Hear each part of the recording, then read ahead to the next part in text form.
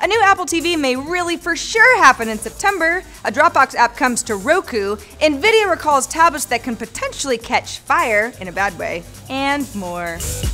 It's Friday, July 31st, and this is Crunch Reports.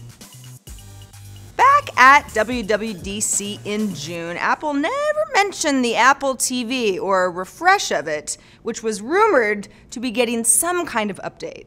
It's a popular rumor, one that apparently shall never die.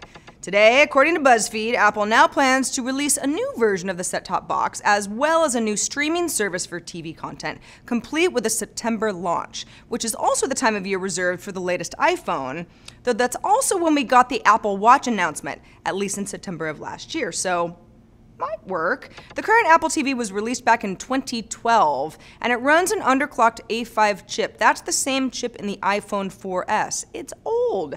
Something like the iPhone 6's A8 chip would update things nicely, as would a slimmer design, more internal storage, stuff like that. Maybe using Siri for voice commands and queries would help Apple TV compete with Google's Nexus Player and Amazon's Fire TV, which both support voice already. As for a streaming service, that part still may not happen in September. Apple reportedly wants to sell as many new devices as possible in order to be ready when it launches its new streaming service months later. Supply chain leaks also indicate that Apple is working on an iPhone 6s for September, which may not be such a dramatic update from the 6, so a nice Apple TV announcement would round out that event nicely. Even though it's just a rumor, nobody knows anything, nobody really ever knows anything. Back to the Apple Watch for a second, though. The wearable's gotten a lot of attention, some criticism, for what it doesn't have. A Facebook app, for example. Anything by Google. Snapchat. But as TechCrunch's Sarah Perez asks today, before we say the Apple Watch is being snubbed, do we really need these apps to be developed?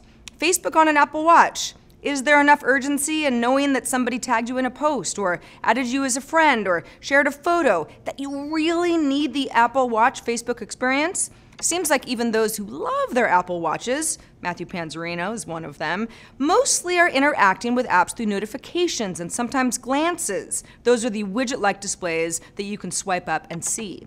That's not to say there aren't options. According to App Annie, there are now 7,567 Apple Watch apps live in the iTunes App Store. Nothing like what's available for iOS, but we also passed along a Nielsen report about a month ago that found even though consumers are spending 85% of their time on their phones using apps, which is a lot, only about 5 third-party apps actually get regular use. People just don't want to use that many apps. Apple has said it'll make native watch apps possible in watchOS 2, and this will make the apps more powerful and more capable. But even then, based on early user behavior, people still mostly interact with incoming notifications, and even then, only when an app requires an action. So let's move over to another OS. Roku got a new app today, Dropbox. You might say, Dropbox? Why? To view the photos and videos that you've stored on your account directly on your TV. You can browse through all your folders, view thumbnails and slideshows, search for items by name. You cannot, however, use Dropbox to watch your entire digital movie collection the way you could with an app like Plex, which is also on Roku, at least not in this version. After a few tests, we found that Roku can play larger movie files, but will truncate them. For example, a 2-hour movie that plays fine via Dropbox on the web, fine via Dropbox mobile app, stops after about 15 minutes in the Roku app. Shorter videos played fine though.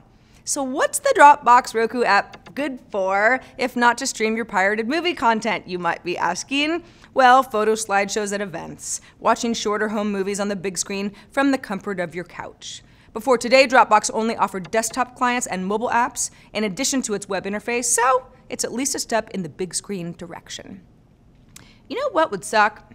If your Nvidia tablet caught on fire, burned you. Nvidia agrees and has issued a voluntary recall for its 8-inch Shield tablet after determining that they may combust. Apparently, the battery in devices sold between July of 2014 and July of this year could overheat and literally catch fire. which is obviously a really neat party trick, but even so, Nvidia would be replacing the products with versions that don't burn people or pets or furniture, which is probably a good move. No other Nvidia products are affected, by the way. At launch, the Shield tablet was targeted at gamers because of its hefty processing power, but that of course generates a lot of heat, and somebody gaming for a long enough time could literally end up on fire. No biggie though, Nvidia set up a website and you can get a replacement. Let's finish on a note about rich people, or people that will be rich pretty soon. Uber just closed a new round of funding, close to $1 billion, that will value the company at more than $50 billion and brings total equity financing to over $5 billion. This is according to the Wall Street Journal. It's a big week for Uber. Yesterday, the company announced that it's committed to investing $1 billion to grow its business in India. Let's put things into perspective here. Uber's latest financing puts it ahead of Chinese smartphone maker Xiaomi Corp. as the world's most highly valued private startup. Xiaomi attained a $46 billion valuation last December. Sorry, now you're number 2. And that's the report for today and the week. I'm Sarah Lane. Crunch Report airs Monday through Friday at 7 p.m. Eastern, 4 p.m. Pacific, right here on TechCrunch.com. Have a great weekend, and we'll see you Monday.